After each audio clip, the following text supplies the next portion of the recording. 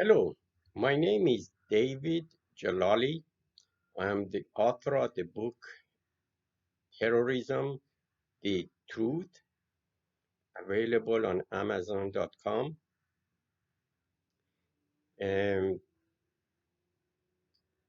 I have researched for close to 20 years on the subject of terrorism to be able to put together this book, which is very informative, I believe, and factual and well documented based on 20 different other books which I reviewed and other sources of like archives in the past on the history of terrorism and roots of terrorism.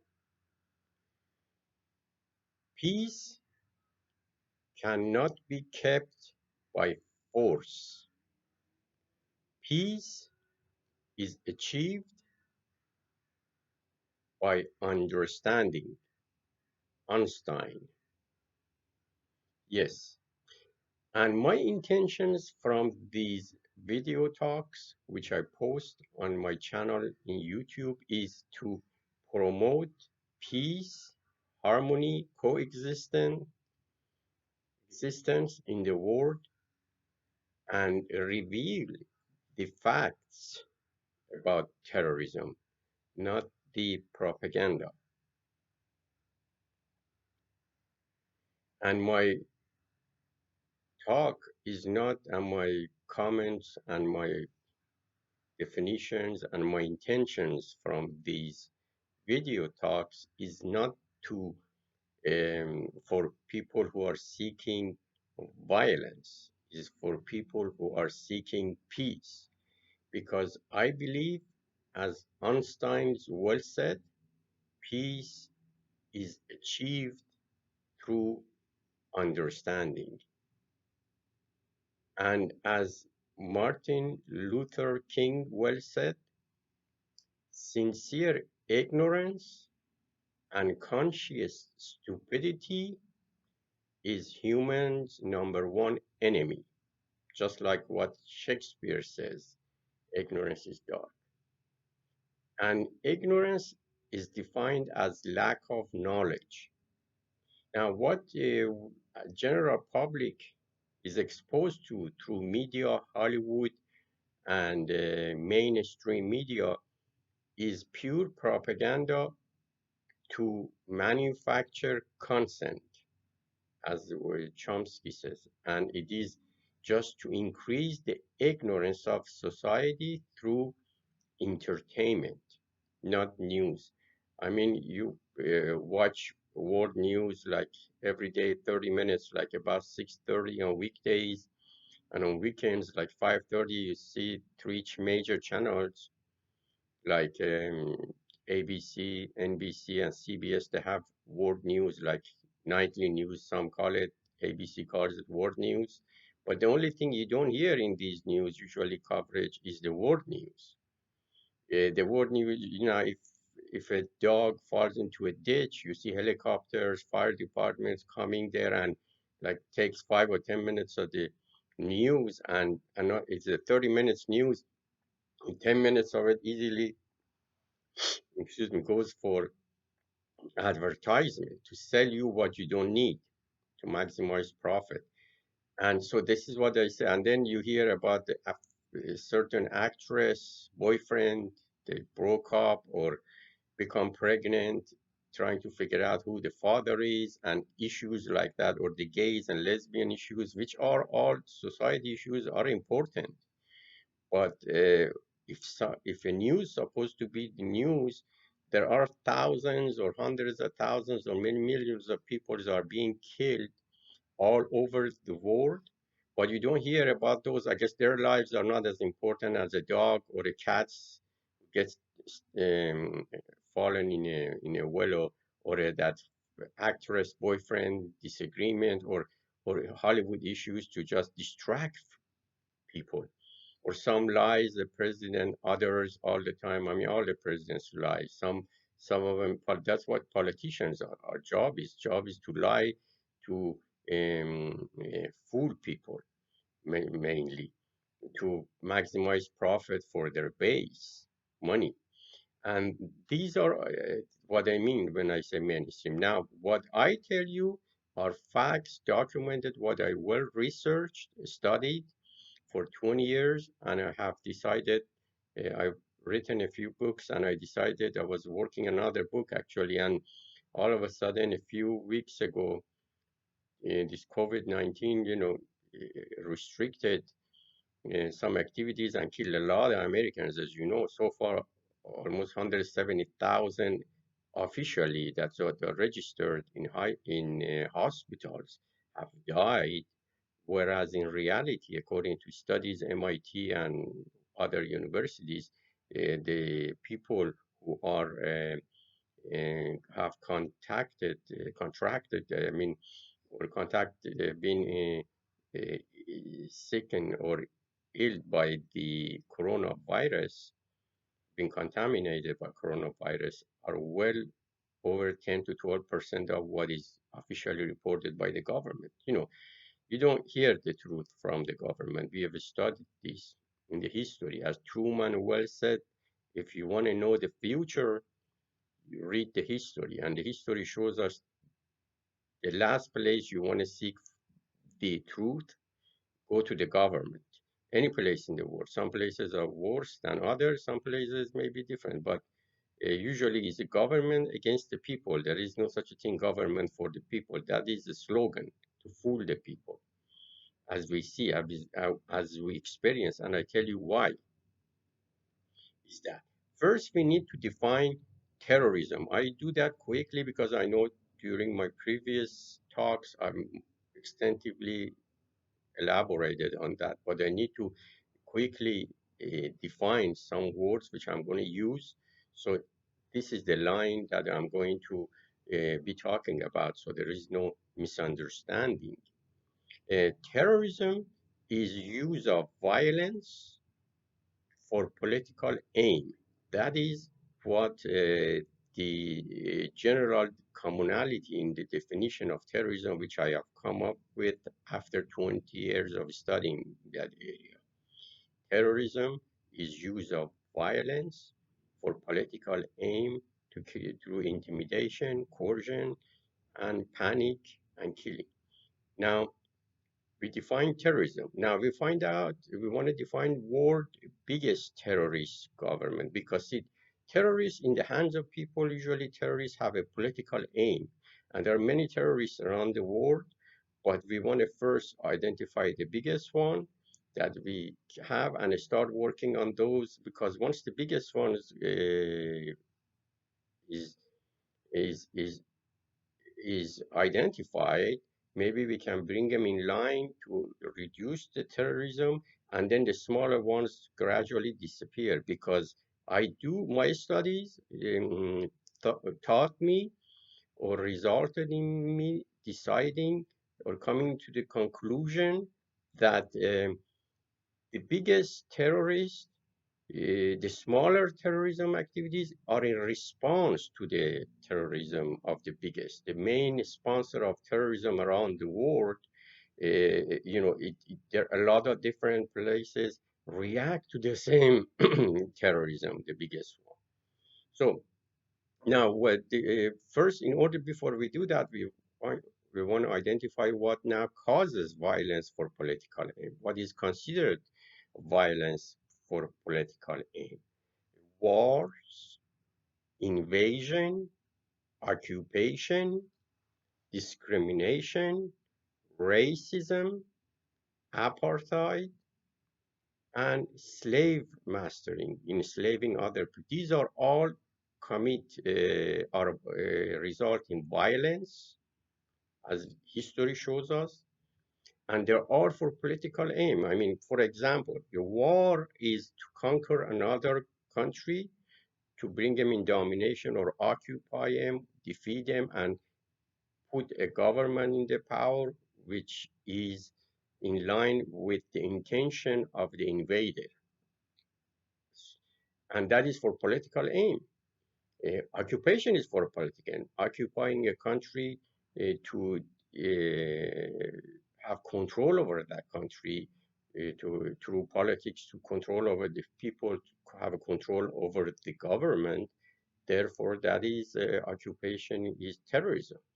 Invasion is the same way. War, invasion, racism. When we try a country or a power supports another uh, country or tries to build a nation based on discrimination, whether that's race, whether that's religion, whether that is ethnicity, whether that's national origin, it is terrorism because there creates violence from the other side, and at times it has to use violence to enforce this racism.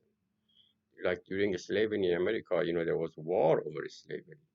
So whoever enslaved other people terrorized them, and as there is a lot of instances in the history. So these are all considered terrorism acts. So we define terrorism as violence for a political aim, and we defined the terrorist acts: wars, invasion, occupation, racism, discrimination. Now, which country or which group, which part of that country or um, has caused more of this? Now, we need to also define here when we talk about a country has three parts: has the people, has the national geographic characteristics, and has the government. Now, when we talk about country or name a country, we're talking about the government because people usually get a lot of them get fooled or believe politicians or for personal interest may follow a path the politicians give it to them. They trust politicians or for whatever reason, either ignorance or like him or just their own personal gain, which are the offered position or offered money. They follow that politician agenda, and that politician is getting paid from higher sources who benefit from this terrorism or conflict. So people can be fooled into that. That's my whole intention, to bring knowledge to this arena as a citizen. The only thing, I'm retired for about 20 years or so, 15, 20 years, and I have used my time try to increase my knowledge about these issues. And I'm trying to share that because I believe any place in the world where we live as a citizen, as a tax-paying citizen, we need to go ahead and try to make our societies around us better by putting a positive impact on the society by telling the truth and informing the people of the facts.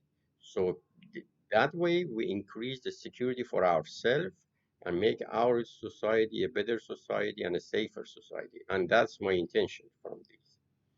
So that's why it's for people who want peace, and only prosperity and happiness and growth will happen through peace and prosperity and coexistence. And that's why where I'm aimed at, my intention. And I believe if we can inform people of the facts, they can make better decisions. Accordingly, we have defined now the terrorist act. Now we have to define which group, which country is officially sponsoring terrorism and the biggest terrorists. Now, as I said, when we refer to country, we usually refer to the government, not to the people, because as I said, people are people all over the world, some misled, some not, some personal interest people. Government is the one who has power and takes these kind of actions. Even so, some democratic countries, people elect those officials, but they don't always make the right or correct election. They get fooled. They don't have the time to go and research these, and they have to use the mainstream media, which I just explained as propaganda. It's not the facts. It's just to get people directed to their special interest. So when we talk now geographic location of a country, that we cannot talk because that's different every place in the world. So that cannot really do nothing. It's the people who elect the government, and it's the government that we are referring to when we say a country is a terrorist or not terrorist. Now, which government in the world has, just let's go past 100 years because we can go back 2,000, 3,000 years. Some countries, their life is almost 200, 250 years. Some countries have been created 7 years ago, a lot of countries. So let's just go ahead and pass the 100 years. Which country in the world has enslaved his own people for profits? Which country said slavery is terrorism? Which country is built on the graves of the natives by killing them, massacring them, and discriminating against them? Because if try to eliminate a race, that's based on discrimination. And which country has invaded more countries around the world in the past 100 years? Which country is occupying more countries in the world against the will of their people, and also by force and by military, and without the invitation of the representative government of that country? If you find answer to all of these, you find the world biggest terrorist. Now, wars, United States is the bigger warmonger in the world. As you know, look at right now, based on comments of general, or because Trump, 8 trillion in the West Asia spent in the past 20 years, since 2001, just past 20 years, Afghanistan, Iraq, Libya, Yemen, Lebanon, Sudan, Syria, to name a few, and harassing North Korea, China, harassing Russia. This is on a warmonger path. So those are all terrorist activities. And also racism. Which country had its own citizens, a percentage of its own citizens, just because of the color of their skin, had to force them to sit in the back of the bus, and even they strangle the police, the military strangles them in the street just for $20, whereas another citizen who is a different race, is a primary race, a majority race, the same people who uh, massacre the other ones and enslave these people who are killed on the street for $20. An individual like that makes billions of dollars a day, and a person of the race that's been enslaved gets killed for $20 on the corner of the street. Which country um, supports another country based on a single religion? For example, like Israel, the Zionist regime, which is a racist regime due to the fact that brings people, it gets arms from that country who supports this kind of racism, money, support, and military might to bring people who believe in one religion in a country, in a land they have occupied for 7 years, and they're killing and demolishing the natives' home. The same thing United States did to the Indians, to replace them with people based on the preference of religion, one religion. Like they claim to be Judaism, which is a lie too, because neither Christians will support racism, true Christians, and no true Jews will demolish another neighbor's home to occupy it and get this. These are using they are using religion for discrimination as a tool to get people emotionally rattled up and get their money and their support to maximize profit for the minority of 1% and the majority of 99%. Now, which country, see these, all of them, you probably come up with the name of United States of America. I mean, America is the one who has had more wars. Almost any war you see since World War II, one side is United States, I mean, and the other side is some other country, because U.S. trying to enforce his will on other people. And support of racism in South Africa in the up to early 80s, only UK, US support South Africa, now Israel. So The United States is the world's biggest terrorist based on these definitions because threatening other nations and also discrimination and also occupation and invasion and wars based on since these are terrorist activities and who is doing more of these around the world within past 7 years. United States is the world's biggest terrorist based on these definitions. Now I am not making claim on myself. If somebody else says that America doesn't make these wars, somebody else did. But if somebody, American troops leave United States from this side of the world and go tens of thousands of miles away on the other side of the world and occupy a nation, and the nation parliament or elections or the people ask him to leave and doesn't leave, then that's an occupation. An occupation commits terrorism or supports a racist based on race, is building a nation based on one religion.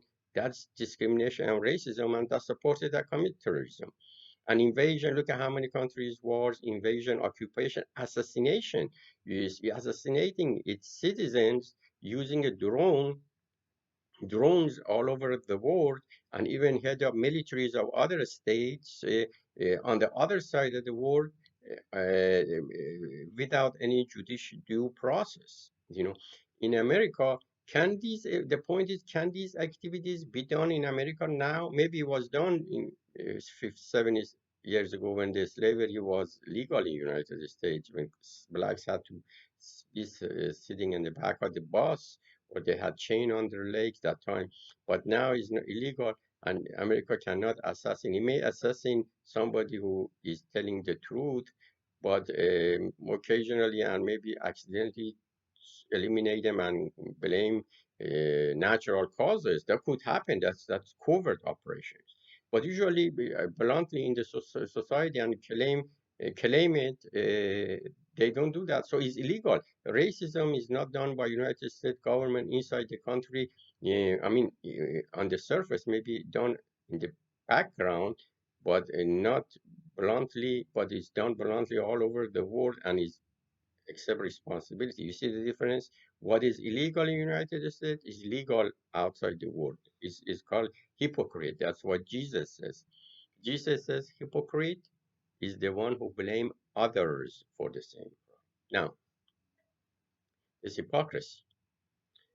So you see now we identify definition of terrorism, terrorist activities, and who is terrorist. Now we want to put that chapter behind. Once we identify these, and now we want to go back. I had a question proposed to me. I want to bring live examples. The examples, I give you examples of another countries, the biggest one to have conflict with United States. And based on that, I may give you a few other examples. And we're going to evaluate the relationship and see who is right. See, common sense laws made on common sense, common laws based on English laws, United States.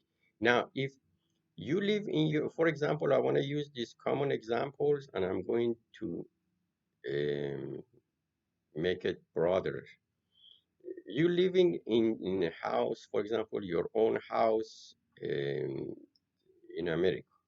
Now, does your neighbor next door, you become friends, you go and you influence each other. Basically, you try to, work together and be friendly, be neighborly with your neighbors. There's nothing wrong with that. Now, if somebody comes from, for example, the other side of United States, New York, come over here and try to divide you guys, maybe create problems with you guys, and then once you and your neighbor, you say, why is this guy doing that? The guy says, well, he comes, for example, from the New York, and he comes to your home and he says, I want to take a room from you. And you say your neighbors, ask your neighbors to help you. And they say, this guy come to my home and he wants to take a room from me. A neighbor comes and help you. And now, does the guy, a stranger who come to your home and occupy one of your rooms without your permission, with force, and invade your home basically, does he have a right to stay in your home? And if you fight him, are you terrorist or the one who invades your home is terrorist? And if your neighbor comes to help you, you ask, since your neighbor, your friends, or maybe you're very related, you ask them, the neighbors around you, your neighbor, one of them says, come and help you to get rid of the terrorists. And then you call that neighbor terrorist too and tell him you do not have to interfere in this house. Even so, the homeowner asks you to come for your help, and the invader who has occupied your home illegally and without your permission calls your neighbor terrorist, calls you terrorist, and the invader who has invaded your home illegally and occupied it, then he says he's just because he knows what's good for you. He knows what's good for your neighbor. And you guys, the owner of the house and your neighbor, you guys are too stupid. You do not know what is good for you. Now, somebody comes from the other side of the world, occupies your home or your country. Imagine that's your country, home and country. Your home, imagine if somebody comes from the other side of the world, imagine the country that you live in, and your occupies and doesn't leave and start stealing your stuff. You opens up your safe, start taking your money away, and your neighbor, you ask your neighbor for help. Your neighbor comes because the guy who comes to steal your home, he says, once I take everything from this guy, next I'm going to go to the neighbor's home and take everything from them. So neighbor, for his own protection, comes to help the neighbor and try to kick the intruder out. But the intruder takes about, oh, these guys are terrorists. They don't know what they are doing. I know what is democracy, human rights, and freedom. And if they say something, he shoots them, he kills them, he throws a one-ton bomb on their head. And he goes to their weddings. He makes the wedding a funeral by bombing the weddings, bombing the hospitals, the rape women and kids, 14-year-old girls, in Iraq and Afghanistan. And the guy gets drunk in Afghanistan, goes to a home, kills 7, 8 family members, rape the kid and woman. And then if they say something, they defend themselves, they fight back, they call them terrorists because we have come to your country to rape your woman, to steal your wealth, to kill you guys if you fight. And if you guys defend your home, we call you terrorists. Now, you tell me who is terrorist. Now, the reason I said, now let's go to broader scale. I want to, right now the problem is with Iran, that United States, somebody even asked me a question. Somebody sent me the picture of Saudi Arabia, Emirates, and Bahrain, and then a picture of Libya, a picture of Lebanon, a picture of Iraq, a picture of Afghanistan, and tells me, look at, uh, America has control of Bahrain, Emirates, and Saudi Arabia. Look at, they are built up the country, they have peace. And Iran is interfering in Iraq, Afghanistan, Lebanon, or maybe even Libya, and look at what kind of war zone, because they've all been demolished. I mean, Iraq, Afghanistan, Libya, Lebanon, Syria, and Libya, they're all demolished. The guy sends me picture of demolished the Iraq, Afghanistan, Lebanon, Syria, and Yemen, and Libya. Libya, Yemen, Syria, Iraq, Afghanistan, and then next to pictures of Saudi Arabia, Bahrain, Emirates, and say, look at how they are such a peaceful place. Look at how nice the buildings are. Look at how rooms are Iraq, Syria, Afghanistan, Lebanon, and Yemen and Libya. Because Iran interfered in Iraq, Afghanistan, and Libya, and Lebanon, and Yemen, whereas Iran cannot interfere in Saudi Arabia, UAE, and Bahrain. And this is Iran's fault because interfered. But see, this is where Shakespeare come to mind. Ignorance is dark. This is the result of propaganda, that you see the propaganda manufacturing constant. Now there are two. Either the guy who sends me these pictures or the guy asks questions, he's really ignorant himself, meaning he doesn't have knowledge about this, or he's paid to promote propaganda, which either one is not good, both not good. So let me explain what. See, who invaded Afghanistan? Iran is neighbor Afghanistan. Who invaded Afghanistan? Who invaded Iraq? Who invaded Lebanon back in 1980? Who invaded Syria? Who invaded Libya? Who has been bombing Yemen for the past 6 years? That does not destroy those countries. Iran interference. Yemen is surrounded, is surrounded, and it is by Saudi army, United States, our navy, Egypt navy. So a fly cannot fly into Yemen without them catching it. See it. The same is with Gaza in Palestine. That's Israel and Egypt, U.S. puppet dictator in Egypt, basically surrounded that little island of little land strip of Gaza, and then but they blaming Iran for interfering. So United States has been invaded Afghanistan 20 years ago, 2001. It's been bombing and killing people for 20 years.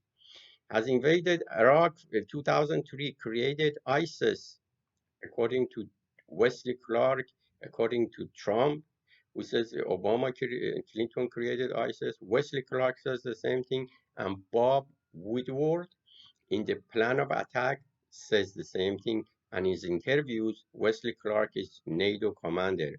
He's a general. He's a four-star general. He 4 or 5 star. He uh, admits that too, that they created. I mean, all the generals of the United States mostly admit the same thing. President said, and it's true. They created ISIS. So United States invaded Afghanistan 20 years ago. It's been bombing and killing Afghans, millions of them, looking for Bin Laden, who wasn't even there. He was in Pakistan. United States has invaded Iraq from 2003, killing million Iraqis and demolished the country and created ISIS, the biggest terrorist group in the world. United States invaded Lebanon. Israel invaded. Then United States invaded in 1982. Israel has been occupied. It still occupies part of Lebanon too. Part of the country. They occupy, invade the country, and then United States and with the help of his puppet dictators, oil money, Saudi Arabia, Emirates, because these Saudi Emirates are like a 400,000 or 500,000 maybe population, less than a million population. Emiratis. Another 2 million working there. They're either servants, they work there for money, or they're Bangladeshis, Indian, Pakistanis. They go over there and to work either taxi driver or businesses to make money to because Emiratis they sleep during the day and at night they come enjoy the oil money. They in Emirates they don't produce nothing. In Saudi Arabia the same way. So uh, now, but they use their money from the sale of the oil a lot of it to hire mercenaries to send to Saudi, to Iraq, to Afghanistan, to Syria. Saudi Arabia does the same. Bahrain does the same because they're not fighters themselves. United States is protecting those dictators. They never had election in those countries. And but I'll talk about them second. Let me talk about these Iraq, Syria, Lebanon, and Syria. They sent to Syria to topple the democratic elected government of Bashar Assad. They have election in Syria, believe it or not. They have parliament that they elect, and this, but they people vote. But those Arab countries, Emirates, Saudi, and Bahrain, and U.S. allies, none of them had any election. They are imposed by United States or British on their power, like a company. You put a manager in place, and people, if they decide they criticize the government in Saudi Arabia, like Khashoggi, they butcher them, lure them someplace, and butcher them like mafia, cut them in pieces and discard them around town so nobody can find out. And Trump and America supports it. Or they send a hit squad to send somebody else. In Canada recently, Al Jabri, some Al Jabri guy. He's the head of security of Saudi Arabia, and Ben Salman sent a crew. It's called Tiger Squad. It's a special assassination squad that he has created in Saudi Arabia. Sends it to kill these people to stop criticism. Now, I get into that later. But let me just go back to Syria And now you got Libya was the richest country in the Middle East, but United States, I guess NATO, Clinton, they attacked Libya, bomb him, and now becomes a hotbed for terrorism, which United States likes, and United States supports weapons and the different factions. Now there are many countries in there fighting each other through those terrorists to gain power and get control of the richest country in the Africa, oil, because of oil. Now, but where is Iran here? Iran doesn't have any troops in Iraq, doesn't have any troops in Afghanistan.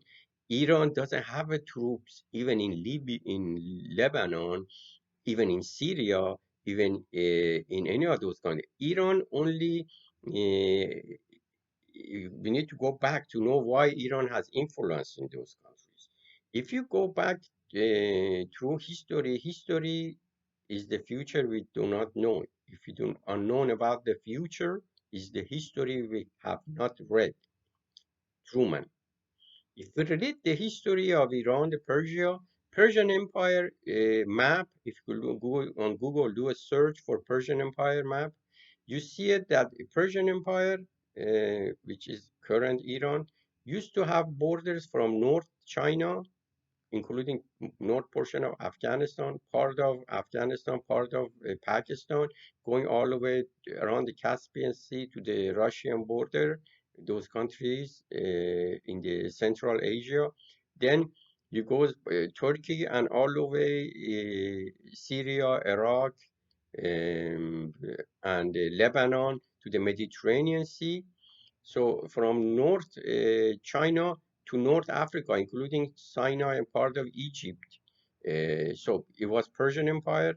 From east was North China, Afghanistan, Pakistan, partially, and to the west, all the way goes to Africa, north of Africa.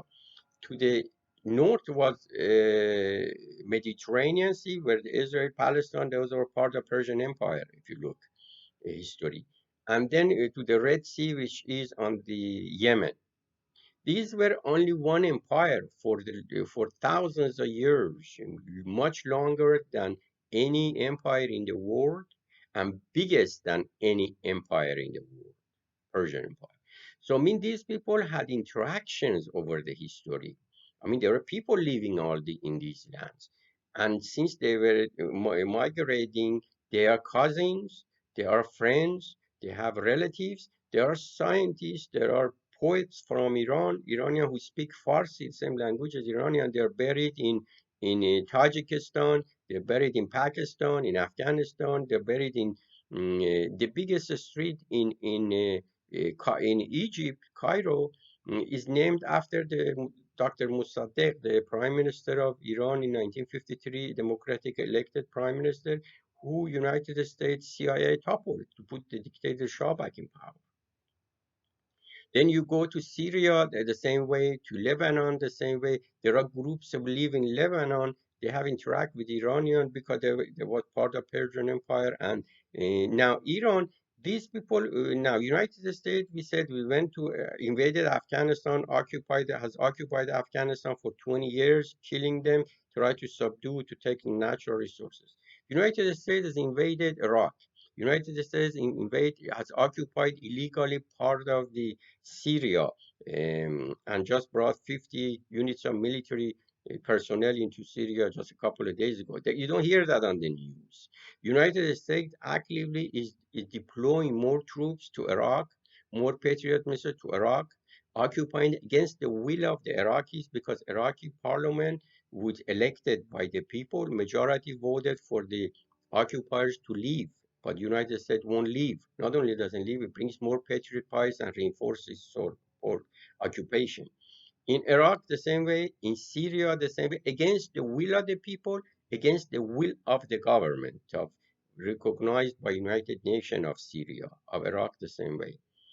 And also in Lebanon, the government of Lebanon, United States with Israel, they blow up fertilizer storage just a couple of weeks ago to create chaos in Lebanon, to topple the democratic elected government. And now they want to send FBI to blame the partial of the part of the country, maybe Hezbollah, part of the one group, By blaming one group, you're making other groups start fighting them and create terrorism so the invader can come in, occupy, and steal with peace of mind as long as there is chaos. Now, these countries, there are groups in these countries, or even the governments of these countries, such as government of Saudi Arabia, or government of Iraq, or government of Afghanistan, or government of Yemen, or majority of Yemenis, they have relationship with their like forefathers. The same way United States is calling British their forefathers. The forefathers, who were they? They were slave masters and they were colonialists. Look at the history of British. They all went, they call other races as their subjects. So they are racist. British are racist and colonialists. They are the father. The sons are like that too. I mean, the sons like fathers. Father like son, son like father. There is all saying that. I'm not saying everybody in America is like this, but there is a group who has money and he has power and who is like that. Somebody is leading these kind of activities around the world. So when they go into these, United States go and occupy these countries, bomb them for 20 years and killing them, and then occupies them against the will of their government people and blaming Iran. Now, what Iran did, some of the groups in these countries who want their country to be free of occupation, they ask for help. Where do they go? They go to somebody who can help them. It's their neighbor. Iran is their neighbor and their ancestor, partially. They help him and Iran will help him. I'm not saying there is evidence that they are helping him and they're helping him what they can, but Iran does not have the might of United States, does not have the weaponry of United States. United States is much stronger, but has occupied these countries, Yemen, and which bombs are killing Yemenis? Yemen is the poorest country in that peninsula, Arabian Peninsula. And Saudi Arabia, with a dictatorship, buys arms from United States and bombs them. And United States plane and pilots are helping too. United States Navy is helping. With the same with Bahrain. Bahrain, like 50, 60% are Shiites in Bahrain, a different religion, but they are ruled by minority, which is supported by United States. So and now blaming Iran for interfering. Now you tell me, the country who comes from the other side of the world with army, with $1 million bombs and kill people and occupies the land against the will of the people and against the will of the government, which is recognized by the United Nations. On top of that, is elected by the people. That occupier has more right, or if that country who is occupied ask a neighbor like United States, which like Iran, which they have a relationship with, historical relationship, historical connections, because they are cousins, they go and go, move around, they ask their cousins or the neighbor for help. The neighbor comes and help. Is the neighbor terrorist or the one who has occupied that country by force, by invasion, by occupation, bombing, killing, raping, and stealing the country's natural resources? Does that has the right to be in that country, or the neighbor who comes to help the people of that country to free themselves from occupation, racism, discrimination, and get rid of the thieves? Now, who is terrorist? The country who comes to help those natives to rid themselves of discrimination, racism, and the thieves and the occupiers and dictatorship, or the one who occupies the country and bomb them, kill millions, rapes women and kids, and installs puppet dictators to oppress the people? Is that terrorist or the one who helps them to free themselves from this? Now tell me, how come the Saudi Arabia, Emirates, and they are not ruined? Because U.S. already has puppet dictators. U.S. is controlling Saudi Arabia, sells every day, sells almost 10 to 12 million barrels of oil per day, Saudi Arabia. Saudi Arabia has only 30 million people population. They don't have enough universities, enough colleges. 60, 70% of people live in poverty. If you go around Saudi Arabia in the urban, suburban areas, you see where people, how they live. Whereas the king of Saudi Arabia or the prince of Saudi Arabia is not elected by anybody in Saudi Arabia. The same true with Emirates, by the way, and Bahrain, which are U.S. Somebody sent me the picture, and U.S. is controlling those countries and has its fifth navy protecting those countries against wants, against freedom, protecting those countries against the revolution those people are going to eventually come to if us doesn't come to its senses, and would create the same animosity between iran and us is be created between us and the peoples of the region, and then it's going to become very dangerous, very unsafe for us who live here. And that's why I'm saying I'm trying to make America safer and better place, make America truly great, and place true peace and harmony and understanding. See, Saudi Arabia sells 10 to 12 million barrels of oil. Out of that, every year, 60, $70 billion of that money is paid to United States to buy arms, and the rest of it in other ways are invested in the stock market here, whereas Saudi Arabia people do not have any democracy. They don't have the right to drive or to vote. Women are treated as a second-class citizen. No rights for women. Women are subject of men. The same thing the English think of the people of that region. So they put a puppet dictator, Saudi regime in there, who cuts head, the same philosophy that the same doctrine that Saudi Arabia uses to control Saudi Arabia is used by ISIS. ISIS believe only one religion, like Israel, so Zionists believe in one religion. So Zionist actually religion in Israel is just like ISIS. ISIS believes in one religion too, and if anybody who doesn't believe that, they cut their head. Saudi Arabia is the same way, different way. It doesn't believe, it believes in dictatorship, does not believe in people have the right to criticize the government, to tell the truth, and to be able to vote and elect. And United States support there through oppression, through supporting the puppet dictator who kills his own people to subdue them. Now, once the pressure build up, it's just like a bottle of carbonated soft drink or carbonated water or even beer. If you keep shaking that can of beer or a can of soda, the pressure build up, it may explode. So the pressure is put on those people by the Saudi government, which is actually elected by the English, UK, and US, not by the Saudis.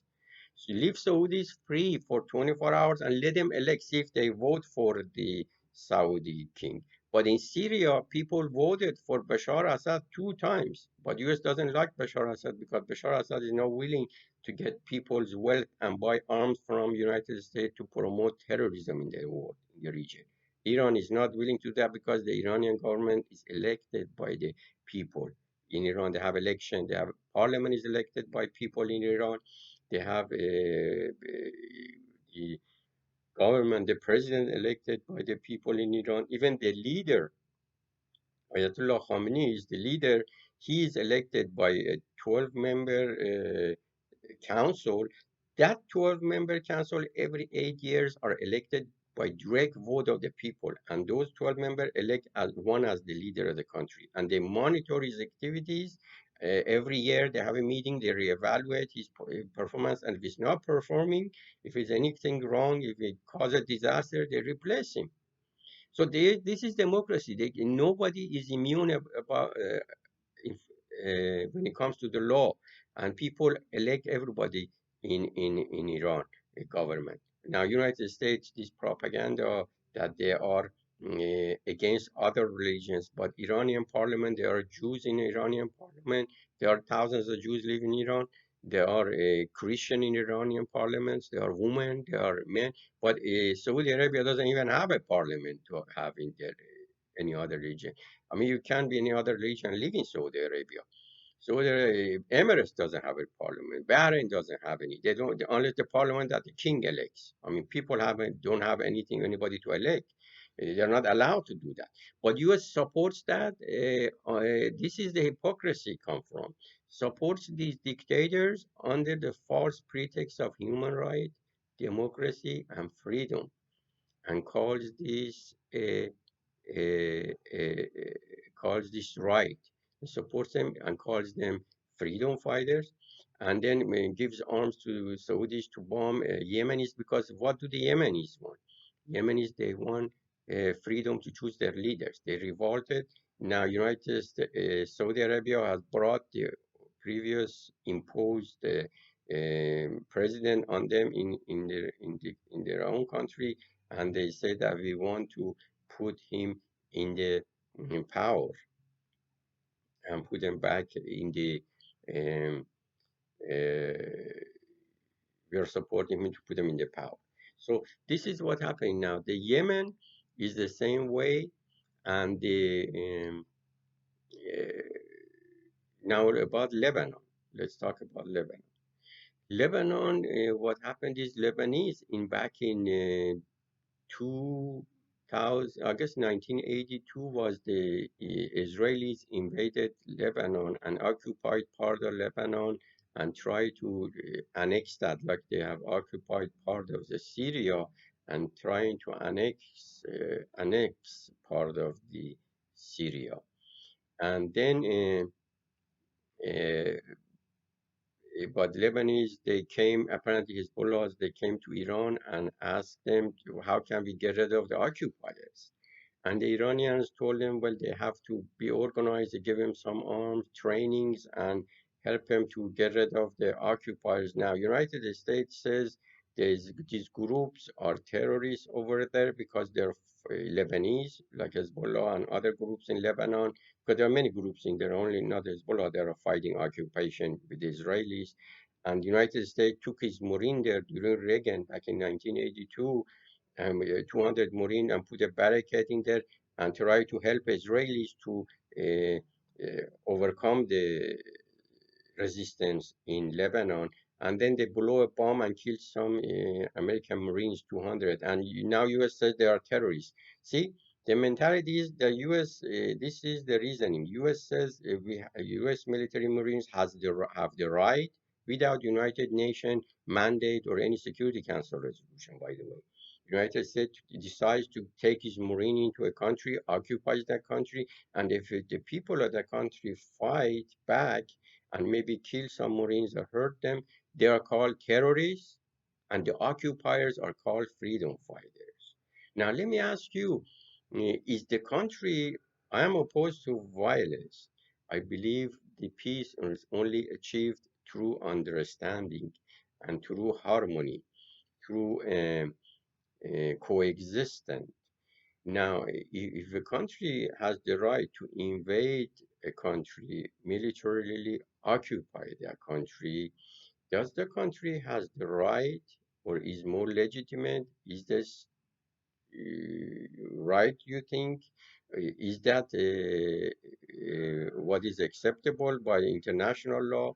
Is country considered, or the country who is defending his own country is called terrorist? Yeah, or the country who is invaded that country is called terrorist? Which one is? You see, now the United States was not invited by the government of Lebanon into Lebanon. United States was not invited into Iraq by the government of Iraq. United States was not invited into Syria by the government of the Syria. United States was not invited into Afghanistan by the government of Afghanistan. Afghanistan didn't do anything to United States. They didn't blow it. 9/11 was not by Afghans, was done by Saudis. These are facts. I mean, they blow up 9/11 Twin Towers, 15 of them from Saudi, two of them from Jordan, two of them from Egypt. All three U.S. allies on the war against terror, terrorists from themselves. So they created terror in those countries to create justification for the invasion and occupation. So it's all part of a game for the Hollywood movie. And then but Iran is invited into Iraq. See, those people who Iraqis, prime ministers, they love were in exile in Iran during Saddam. and a lot of them are related to one another. They're cousins, and they have commonality in culture, in religion. They share their resources. But United States says no, you don't have the right to do that. The resources it belong to us because we have come from the other side of the world. We occupy your country, and if that country next door comes to help you uh, get rid of occupation or help build your country, they don't have the right. They are terrorists, your neighbor.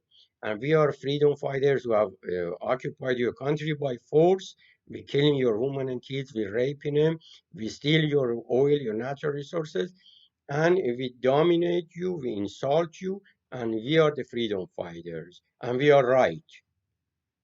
And if you are defend us, defend occupation, and if the people who are going to come and help you, they are terrorists and you are terrorists. You have to let us put a dictator on power and oppress you. And whatever we say, you do, just like a company. United States looks like those region to countries as a company that it wants to put its own government in power, not election. United States does not care for election or democracy, human rights, any place in the world. Maybe in United States a little bit there is, but this is a lie to cover the heinous and the vicious activities of occupation, invasion, racism, discrimination, and basically what you hear in mainstream media or whatever you say through the government is a propaganda to fool the fools. Because I just told you, it's common sense. Think. Now, is in any of these countries United States has occupied, have been invited by United States by their government. Now, if you say yes, Saudi Arabia invite them, and Bahrain and UAE, those Gulf states, Persian Gulf states, invited United States. Those governments do not are not legitimate governments because they are not elected by their people. They are the governments the United States and UK put in power, and their own worker. It's just like you have a company and you put a manager to manage that company, right? And that since your manager is working for you, you have put him in that position. He owes his position to you, and also he owes his security to you. Then he's going to do what you tell him to do. And a foreign country tells him what to do, the one who puts him in power. If it doesn't, then you're going to overthrow him and put somebody else who lessens in his power. You see how that goes? So those countries, United States is not even invited in Saudi Arabia. It's not even invited in Iraq, in Bahrain, in Yemen, in those Persian Gulf states. Because people of those states, if they vote and elect a government, and that government invites United States, that's different story. But none of those places the U.S. has occupied, like, for example, let's say even those Persian Gulf states, West Asia, like this, Bahrain, UAE, Saudi Arabia, Oman, Kuwait, and stuff. Those governments might have invaded United States, but they invaded United States for their own government protection against their own people, because their biggest enemy is their people, because the people they oppress their own people. Their own people do not have a vote. They didn't elect this government. This is not the government in those countries. These are puppets of Zionism, racism. They are elected. They are by the Zionists, which is United States, the people who support the governments who support the racist apartheid regime of Israel. These are regimes of United States, regime of UK regime, US regime, and other their allies regime who have put these puppet dictators in power.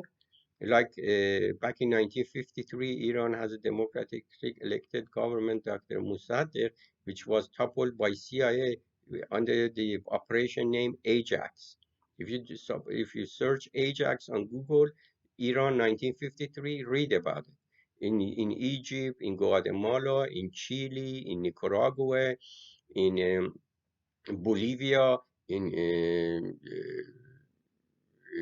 many states, in Central America, South America, that U.S. toppled their democratically elected government and installed a puppet dictator. Saudi Arabia is the same way happened. Emirates in 1971, Bahrain is in 71, Saudis in around World War One, after World War One by British, and it was turned over to United States after World War Two as a caretaker of their government. I mean, the security of these puppet dictators in Bahrain, in UAE, in Saudi Arabia, security is maintained by United States.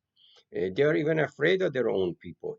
The U.S. gives them arms. They oppress their own people so they don't vote. They cannot vote. They cannot elect. They cannot criticize the government. Anything any criticize the government, they take them and behead them right there in the public street to teach other people mm, a lesson. And mainstream media, U.S. doesn't even cover that. The King of Saudi Arabia sends a team. It's called Tiger Squad. It's assassination team to butcher a journalist in Turkey. They lure him to their embassy in Turkey, Ankara, and cut him in pieces and bury him around town. And the same Tiger Squad goes after another one dissident in Canada by the name Al Jabri, who was the head of security for Saudi Arabia and protection of the king, but he knows a lot of information. This guy migrated to Canada. They want to kill him, so he won't disclose that later. But the Canadian didn't give visa to the Tiger Squad because the Achokchi, they knew, they identified some of these people and didn't give him a visa. And the guy saved, the guy was spared his life.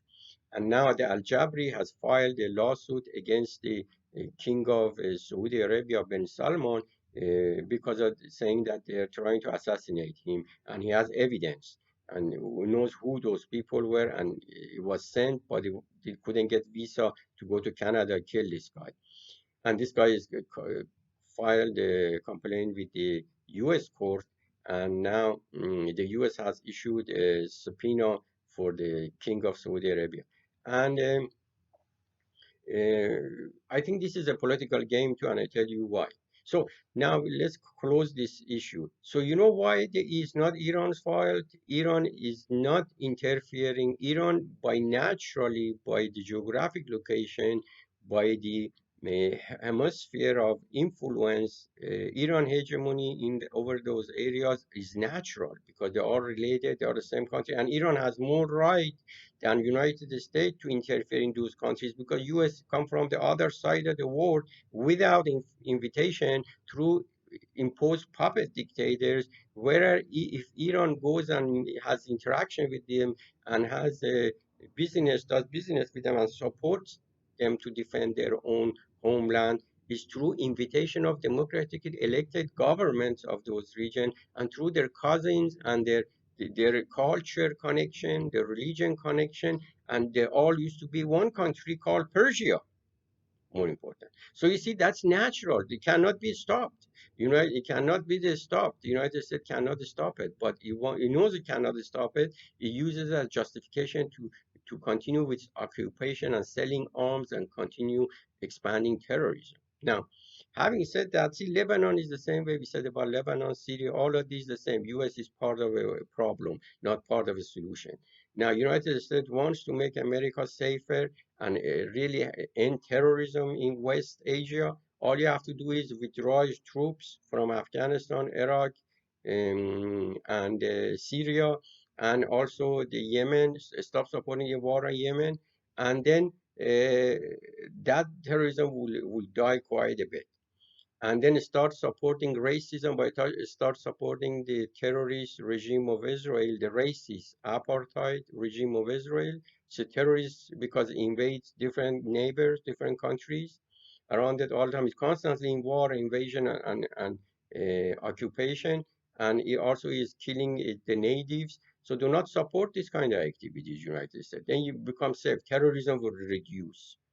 And then terrorism will be eliminated from West Asia if U.S. stops supporting tyranny. Michael Schur is a CIA unit chief for 20 years and he was head of the Bin Laden squad. Search his name or read his book and listen to him. Michael Schur, Scheur, I believe.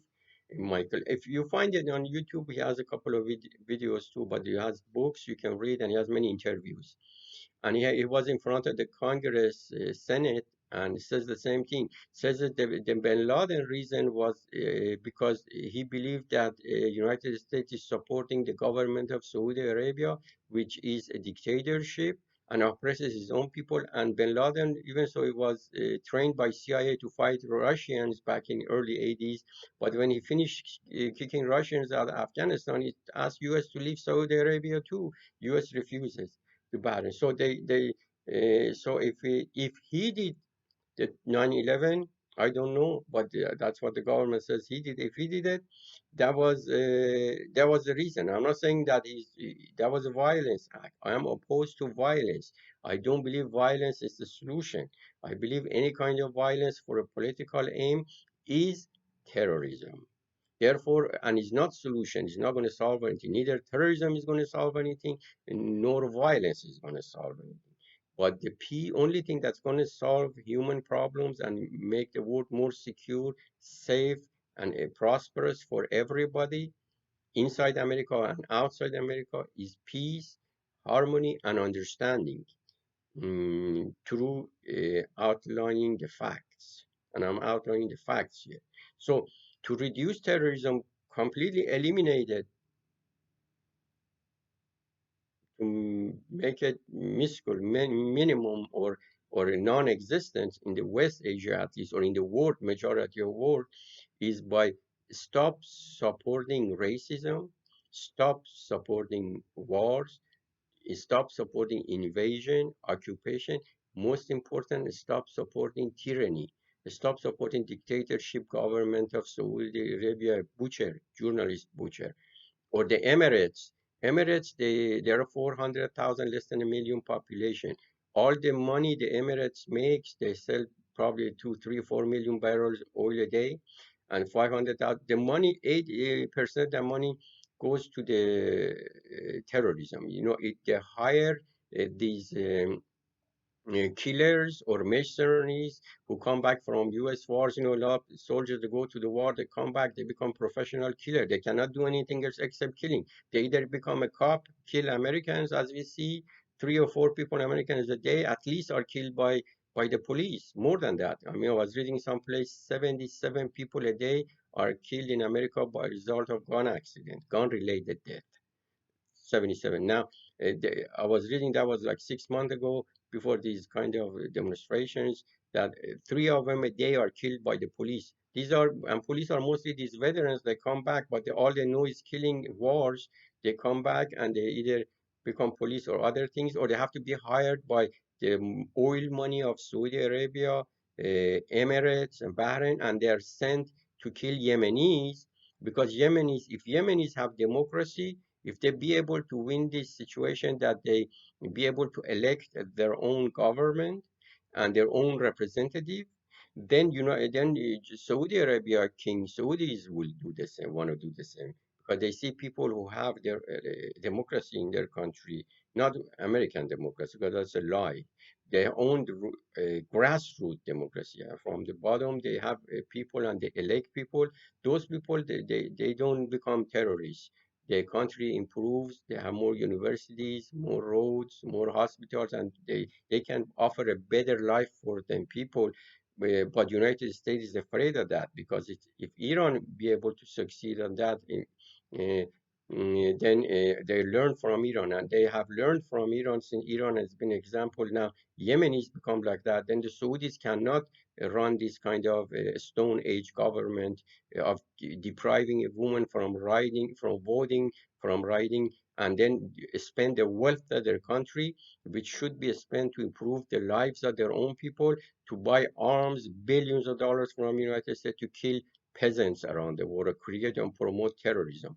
Emiratis do the same. They hire Saudis, Emirates, they hire these drug dealers, cartels from Mexico, from South Central America, and these American soldiers or professional killers that come back, mercenaries, and they pay them money, send them to Syria, send them to Iraq, send them to Yemen, to Libya, to to serve the evil agenda of occupy, exploit, and steal the wealth and leave poor poverty in place, and puppet dictators in place to oppress the people.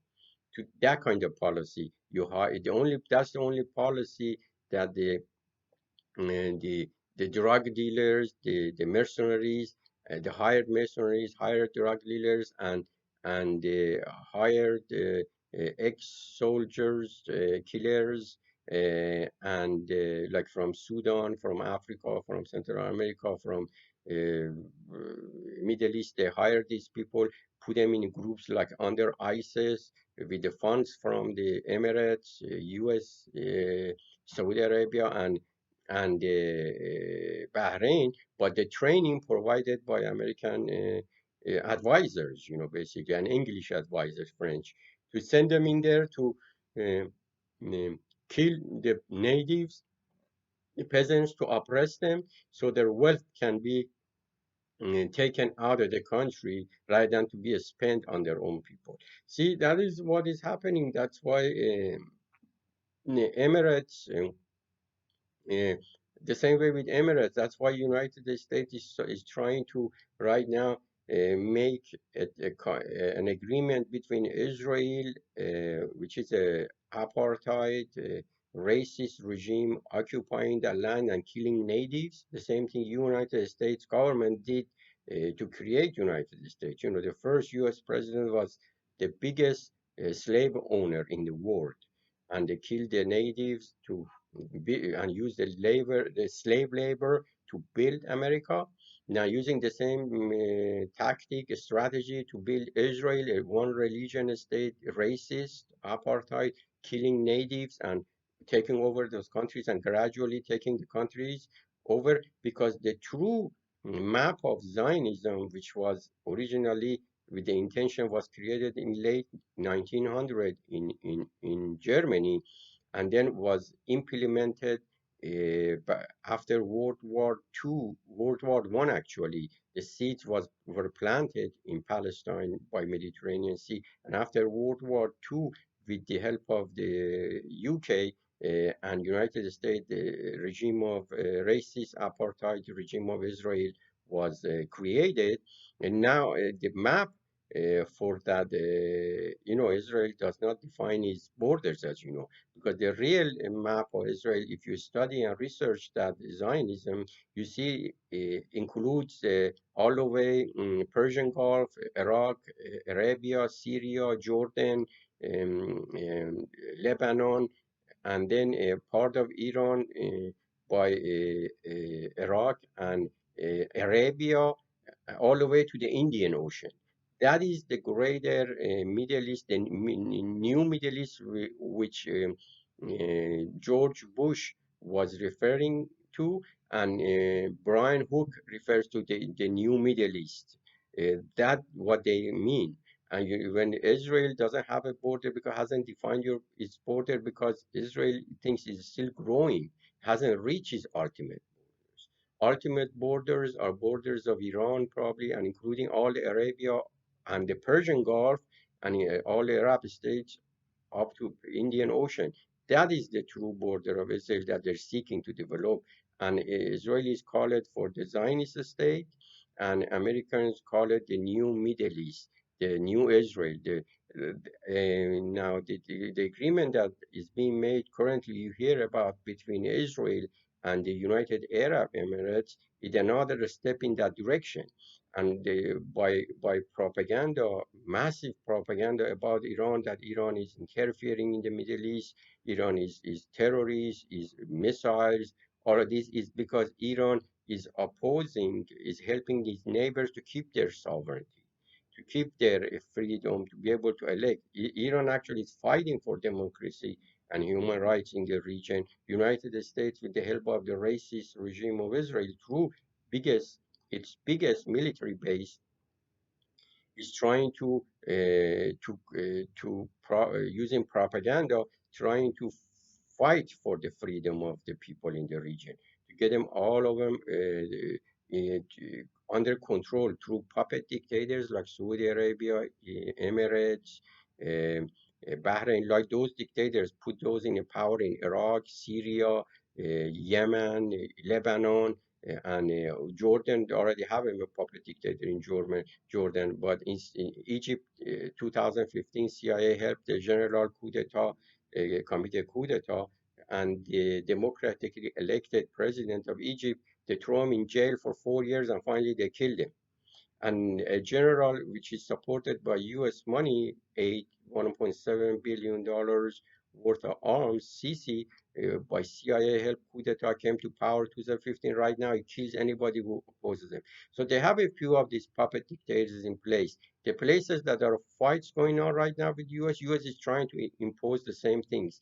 Once US success is when a puppet dictator is installed in Syria, in Iraq, in Lebanon, in Yemen, Afghanistan, and then that way, the same way like Saudi Arabia, and that is the ultimate U.S. and Israel want for the region, because that way, Israel can regime of Israel can expand its borders, Zionism borders that has in mind original intention is up to Indian Ocean, control that area through the puppet dictators who were imposed on the region by the United States, UK, and Israel, and then there won't be no wars. But the wars that are going right now, up to that point, those puppet dictators are installed. Once those puppet dictators are installed, that region is being controlled, um, then the terrorism probably the tyranny expands, and anybody who says anything, those oppressors in their own country, the government will kill it. But Iran is working opposite of that. Iran is helping those countries like Iraq, Afghanistan, Lebanon, Yemen, and Syria, and even up to Libya, to help them people to get rid of the occupation, because Iran doesn't have a soldiers. If they ask for help, Iran is helping them, not necessarily with soldiers, maybe a few advisors, but guiding them, maybe help them, give them guns. I studied, and probably these are happening, but helping those people to free them to have elections in their country. They either be part of the Iran Persian Empire through their own elected government, or they have, if they want to be part of the United States and Zionist regime of Zionism, apartheid Zionism of Israel, they have to be through that club, through puppet dictators. You see the difference? So really, the either one is through to spreading democracy and let people elect their own government, help them, and one force who is saying, calling them for democracy, human rights, in the reality is helping to put the puppet dictators in power. Like as we see, look at Saudi Arabia, look at Kuwait, look at Jordan, look at Egypt, look at Oman, look at UAE. All of these are America's allies. None of them have any election. None of them have any people don't have any say into day-to-day affairs of their countries. They are treated like a herd of sheep, herd of cows. Sway this way, sway that. They go to work, but they don't have a right to choose. They don't right to election. But the people who are the countries who are close to Iran, like Syria, have election. They have parliament election. They have President Bashar elected. But look at Iraq had kind of election, and they are with Iran good relations. Afghanistan kind of good relation, because there is always fight between U.S. try to put a puppet dictator, Iranians try to help the democracy elected government in those areas. But because they say they want United States wants Iran to get out of those areas, they say Iran doesn't. Pompeo says Iran interferes in this country. Do not interfere mean do not support democracy and elections in those countries. Let us put a puppet dictator. Pompeo says Iran is not a normal country. Why doesn't it become a normal country? What is a normal country to Pompeo? Pompeo, normal country is like Saudi Arabia. You have a king there, it's like a company. He runs there. People don't have any right to vote, don't have to right to elect, and they just have to be like treated like a sheep of herd, a herd of cows, cattle, they just be told what to do, they do it. and then all the wealth that that country should come and buy arms from United States to go after the countries who have freedom and they want to have election, they want to have choose their own leaders, fight those. That is considered a normal country to Pompeo. Now, Iran is not a normal country because Iran, every government of Iran is elected by its people and is independent country. That's not a normal country in the eyes of United States of America as we see. I mean, imagine what do they call normal country? You see, and then the rest of it is lies. I have done this research. I have studied these. 20 years. I'm researching terrorism. I'm researching the roots of terrorism. I'm saying why there is a conflict between U.S. and in West Asia, Iran for the past 40 years. And these are my understanding. Now, you want to know which books I read? Read Planet Attacks by Bob Woodward or read Politics of Diplomacy by James Baker, or Brzezinski's Principle and Power book. There are many other ones, of course, you know what I'm saying, that this one, or I am Pepe, Ethnic Cleansing of Palestine, or Jimmy Carter's book, Palestine, Peace, Not Apartheid. If you read these books, you see even Carter says the Israelis don't treat Palestinians fairly. They force them to sell their homes to leave. They're forced to evacuate them. But now there is so now when I said all of these, now we find out why the Iraq, Afghanistan, and Pakistan, and Libya are ruined. And then in Saudi Arabia, Egypt, Saudi Arabia, Emirates, and Bahrain, they have nice towns. They are not ruined yet. Because one of them, those are run, Saudi Arabia, UAE, and Bahrain are run by by like a company by a puppet dictator who gets orders from United States to oppress their own people and take their wealth and buy arms from United States to go after democratic countries with the democratic elected governments like Iran or Syria. And those Iran, Afghanistan, Iraq, and Syria, and Lebanon, and Yemen, and Libya, they are ruined. It's not because of interference of Iran. Interest first of Iran, if any, is a reaction. They are ruined as a result of the action. The action was originated by United States. United States is the one who invaded these countries, who bombed these countries to rubbles. If anything, they asked Iran for help to get rid of the occupier. Now, if occupier leaves, if United States had not invaded this country, had not bombed them, none of this would have happened. They wouldn't be ruined. And Iran, they wouldn't even need Iran's help. They would elect their own government, like any other country, and government would do what is to the interest of their people.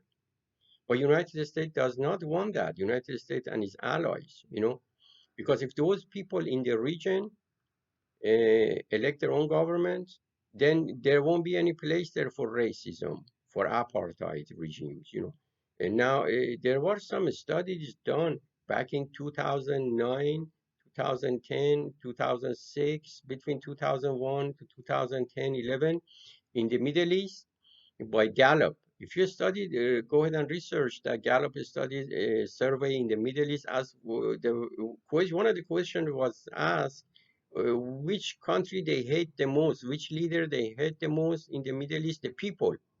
It wasn't asked from the governments because some of those governments do not represent their people. They are puppets, as we said. We just concluded that. But the people were asked which leader do they hate the most and which leader do they like the most. Guess who they voted for? According to Gallup, done in 2009.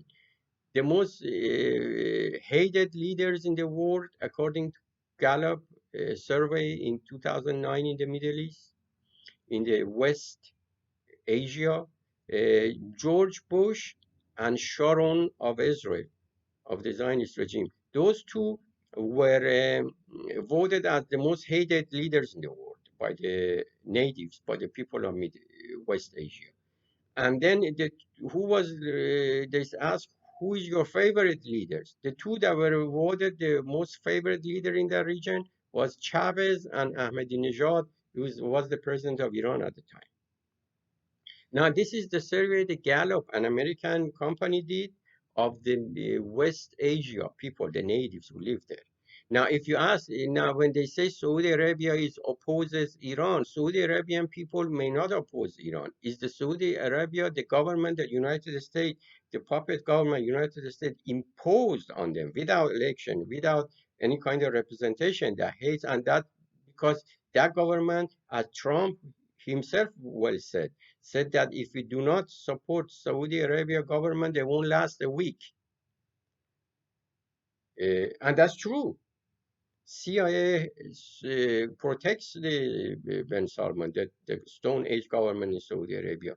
In Emirates is different. That's what they do, what they are told. If they don't do what they are told, then they won't be in power. And the people will rise, but eventually someday, as it happened in Iran, someday this will happen, and those people probably will rise if this kind of atrocities continue. And then these people have to run, either hide in the West or someplace to hide if they can get away alive. And those people, when they revolt, they're going to take over, and then they become an enemy of the United States because they read the history books, like in Iran, they read the history that the country who took our democracy away and gave us a dictatorship in 1953 was United States government with CIA. This is public information. You can go study it. And in the book, they teach Iranians that in 1905, probably, or was it 1920? No, I'm sorry, about 1920 and 1925, that Iranians had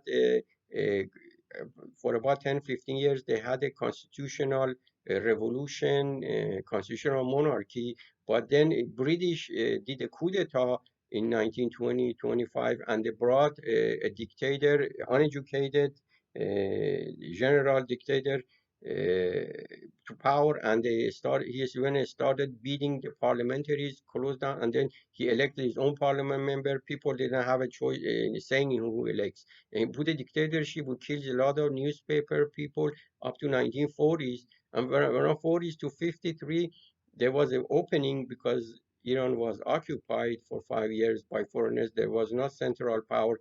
They toppled the previous dictator, sent him to exile, and then brought his son in. But in 1953, Iranians again they voted, elected a parliament, and elected a prime minister. The CIA put them out of power through a coup d'etat called Ajax by Dulles brothers. With $1 million. You can read about this in George Washington University archives. There's plenty information there. Or online, Google, you can probably do search and pull up some stuff in there. Or go to CIA website, cia.gov, and look for Ajax Operation 1953 Iran.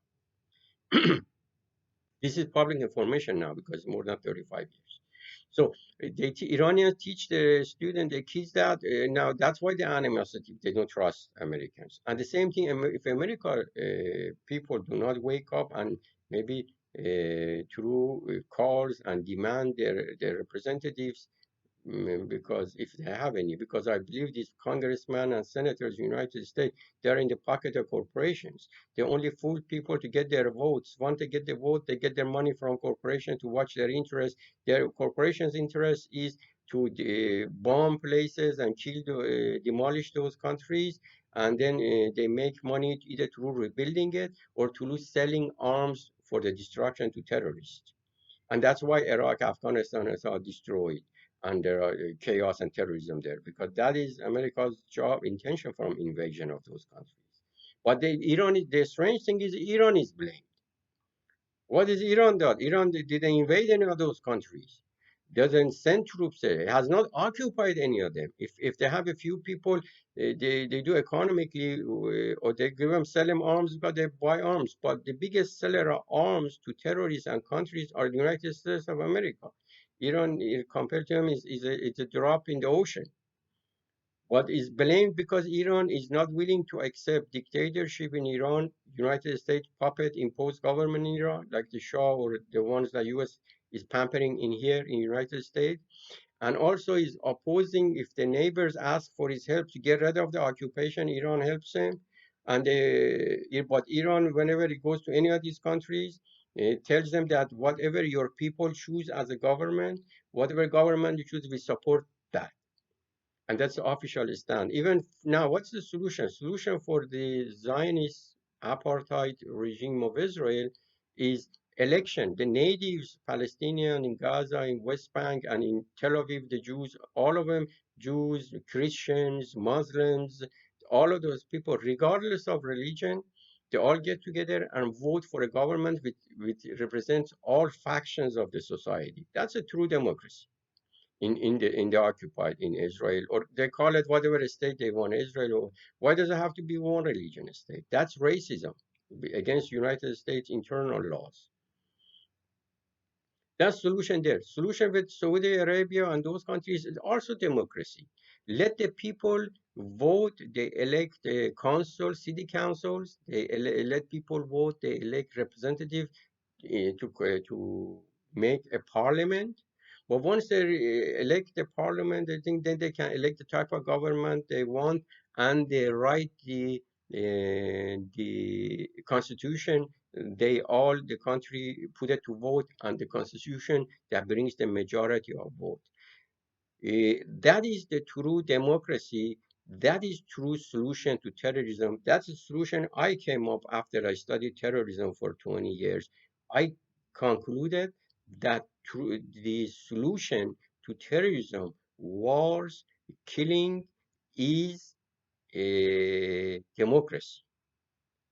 People elections, people participation, people freeing people to let them elect their representative, elect their own type of government, elect elect their own type of constitution. Now, United States and its allies, the UK, they in the surface, they through Hollywood, through these movies, mainstream media, they propagate that that is their intention. But on the ground, that's not their intention. This is a lie to fool the fools. Now, having said that, the solution to the terrorism in the world is free elections by the local governments and democracy and freedom from there, not supporting one religion state, not supporting tyranny, not supporting occupation, not imposing wars, invasion. These are all terrorist activities. And the government who support these kind of activities and is one side is the world's biggest terrorist. And the people who are on the other side, they are only victims of this. The people of the region in the West Asia are the people of Saudi Arabia are victim to people of Bahrain or people of Emirates or Kuwait, because those are under the oppression of an oppressor imposed on them by the Western Zionism with the leadership of United States, UK, Germany, and those countries who support a one religion state and killing the native peasants. You know, the strange thing is that I was reading even in up to some years ago, in UK, British, the forefathers of the racism in the world and oppression and occupation and colonialism and imperialism, the forefathers are British. Americans, basically, they consider themselves their sons. Of course, I'm not there. I don't consider myself a part of this the system of terrorism and oppression, and I don't support those, and I don't consider them my forefather because I don't believe in terrorism and violence. But they were denying that in Australia there were Aboriginal people. The people there were anybody in Australia when Australia was occupied by the British. The same thing, the Zionist regime of Israel. The occupiers are trying to propagate that there's nobody, there was no Palestinians there. There was nobody here. But this is not the fact. The fact is there are some people lived there for thousands of years ago. Even if the Jews were there 3,500 years ago, between even back then, there were other people besides Jews lived there. There were not only those people. And between then and now that there are other people, thousands or hundreds or millions of people live there anyway. What about them? You know, that's called ethnic cleansing when you try to get rid of it. And that is comes from the mentality of slavery, the mentality that thinks he has the right to invade countries, occupy them, install a puppet dictator, oppress the people native, and kill them and steal their wealth. And if they say something, call them terrorists. The mentality comes from the old forefathers, the UK, and slave mastering, warmongering, woman and baby killing, terrorism, racism, apartheid, and Zionism, which is racism. UN Resolution 3379. You know, and then recently now we define terrorism, we identify who terrorists are, the biggest terrorists are, what are terrorist activity, and then what is the solution? Solution is democracy and let those people elect freely without end occupation. You want to end terrorism, end occupation, end wars, end invasion, and end discrimination. Terrorism will end support of tyranny like in Saudi Arabia, Emirates, and Bahrain and stuff. Terrorism will end. And we in America can be safer. America currently has over $993 billion just a budget passed by Democrats. There is no difference between Democrats and Republican, by the way. Both have the same goal of oppression around the world as we have been seeing it past 7 years. Maybe inside America a little bit, they give Americans a choice between bad and worse to just fool the people. This is not because they are all criminals because the policy has to change. The policy of supporting tyranny, war, invasion, occupation. Biden voted for Iraq war. Okay, so with coming Biden to the power, things won't change. Now, people can change things, as Victor Hugo says very nicely. He says people do not lack the strength. People do not lack the strength. People lack the will. If people are Americans have the will to eliminate terrorism, wars, occupation, and make America safer and a better place, they can do that. They have used the system peacefully to demand stop ending occupations around the world, ending wars, invasion, ending support of tyranny. Americans can do that. Believe me, the $1 trillion that budget military that was passed last week, that it won't be needed anymore. Maybe 10% of that would be enough. And if you 10% of that money spent on American lives, then the Congress and the president don't have to fight over $400, $600 to get a starving American who is out of a job right now is sick. The government of the United States, whether it's Trump or Biden, they have the money spent $1 trillion building bigger bombs, bigger atomic bombs to blow somebody a cave in Afghanistan, chase a caveman to promote terrorism, to support Saudi Arabia, kill peasants in Yemen or women and kids, massacre them around the world. They have that money to spend a trillion, but they don't have $400 to give an American. You know why? Because the priorities are wrong, because the people are asleep through Hollywood, entertainment, and this mainstream media by riding the ignorance of the people. Um, as Noam Chomsky says, manufacturing consent. You should read that book. It was written in 1988 by Noam Chomsky. Very good book. I suggest that.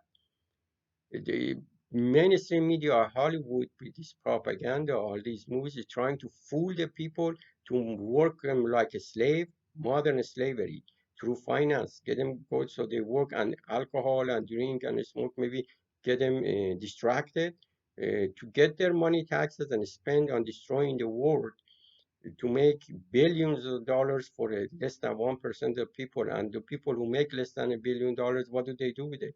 They invested in a space. Why do you think they invested in a space? Because they want to have a future, because they know these people, 1% who's destroying the world to maximize profit, they know that Earth will not be livable in a few more years.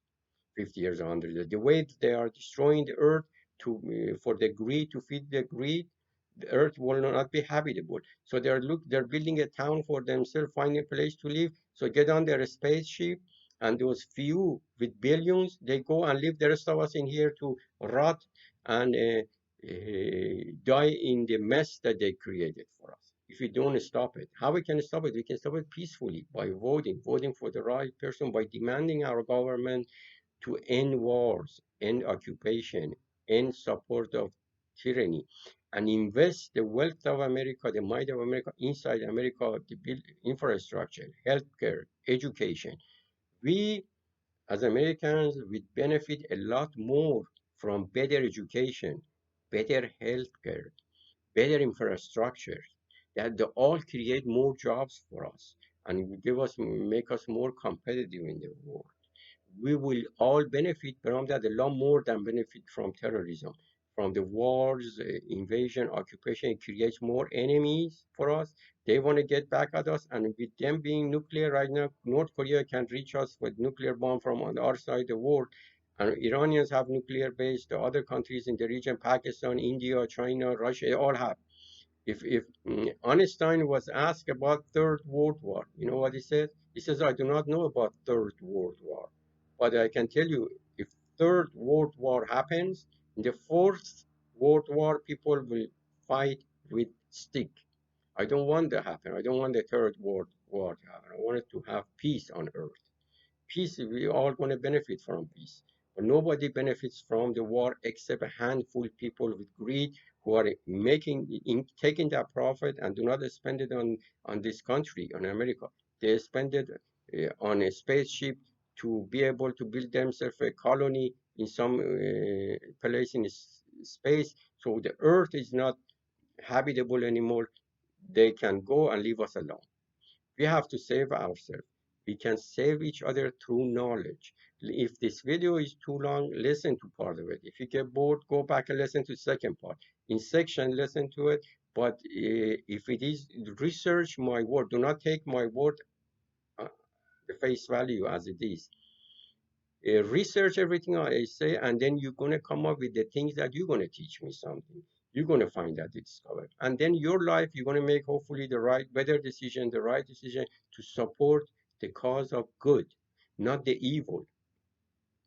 And do not believing these fools, politicians are a bunch of psychopaths. Maybe the first they come, get a few people around them. As they grow bigger and they stay in the politics business, they become corrupt on the payroll of the corporations. It's just like an example. If you leave a pot of water someplace for a long time, you see flies come around it and becomes spoiled, that water. Unless now you empty that bowl of water and put fresh water every few days, the water stays fresh, at least every now and then. The politicians are like these politicians. Why do you think they're lifetime politicians? Because I was reading someplace this McConnell, this guy, the Republican guy, senator. I mean, he's fighting to not give Americans $200, $400 or $600, and but he voted like 6 times during the same time that he's trying to fight to take money from people to give himself raise. You see, they give themselves raise, these senators. They get money from the corporations, but they are trying to, they should be creating laws to protect us. They're supposed to be representing us as Americans. But do they really represent us, or they represent the war company, military industrial complex, to kill more peasants, create more enemies, create more terrorism, support tyranny, invasion, occupation to increase profits, and create and endanger us, make the world insecure for us, or when Earth becomes uninhabitable, get in the space and go someplace where they with their money. That is exactly what is going on. I hope this enlightens some people, but believe me, as I said, my speeches are for people who want peace, harmony, coexistence, not for people who want violence. And I hope I can reach my goal to create a better life for everybody around the world.